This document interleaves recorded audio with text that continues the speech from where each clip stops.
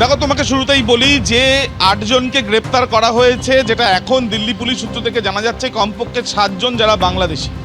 তারা যখন এখানে আসে তাদের কাছ থেকে যারা এখানে এসে কেউ কাপড়ের বিজনেস করছিল, যেমন তামিলনাড়ু থেকে যে 6 জনকে ধরা হয়েছিল তারা কাপড়ের ব্যবসা করত, এবং পশ্চিমবঙ্গে যে 2 জন ছিল তারাও কাপড়ের ব্যবসা করতো, এমনটাও জানা যাচ্ছে। পশ্চিমবঙ্গে যে 2 জন তাদের মধ্যে 1 জন এখানকার স্থায়ী ছিল এবং আরেকজন বাংলাদেশি, এমনটাই সন্দেহ করছেন তদন্তকারীরা। তার কারণ কি? তার কারণ হচ্ছে এই 8 জনের কাছ থেকে যে প্যান কার্ড, আধার কার্ড পাওয়া গিয়েছে সেগুলো জাল বলেই সূত্র মারফত খবর। এবং এই যে জাল আধার কার্ড, প্যান কার্ড এগুলো বানানো হয়েছে, সেগুলো বানানোর পেছনে কারণটাও হচ্ছে যে নির্দেশ দেওয়া হয়েছিল ঠিক এই তাদের শীর্ষ নেতৃত্বের তরফ থেকে, সেই নির্দেশ পালন করার জন্যই তারা সম্ভবত এসছে, অনুমান করা হচ্ছে। আরও অনেক তথ্য জানা যাবে এদেরকে জিজ্ঞাসাবাদ করা হলে, এমনটাই তদন্তকারীদের মত, এবং সেই জন্যই তাদেরকে হেফাজতে নেওয়া হয়েছে।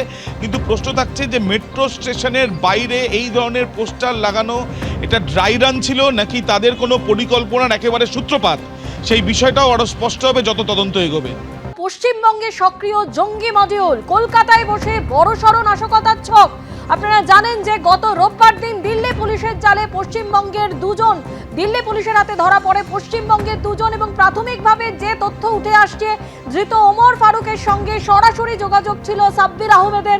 অভিযুক্ত সাব্বির আহমেদের লোন ছিল লস্করি তৈবার হ্যান্ডলার।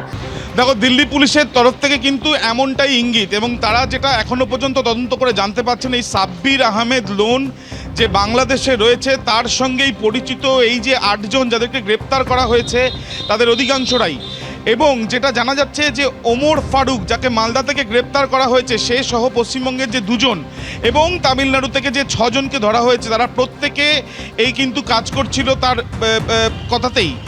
এবং শুধুমাত্র তাই নয়, বাংলাদেশ থেকে এসেছিল পিডিএফ, সেটাকে প্রিন্ট করা হয়েছে কলকাতায়, এবং সেইটা নিয়ে দিল্লিতে গিয়ে বিভিন্ন মেট্রো স্টেশনের বাইরে যে পোস্টার সেখানে দেওয়া হয়েছিল, সেই পোস্টারে ছিল ফ্রি কাশ্মীর মুভমেন্টের কথা।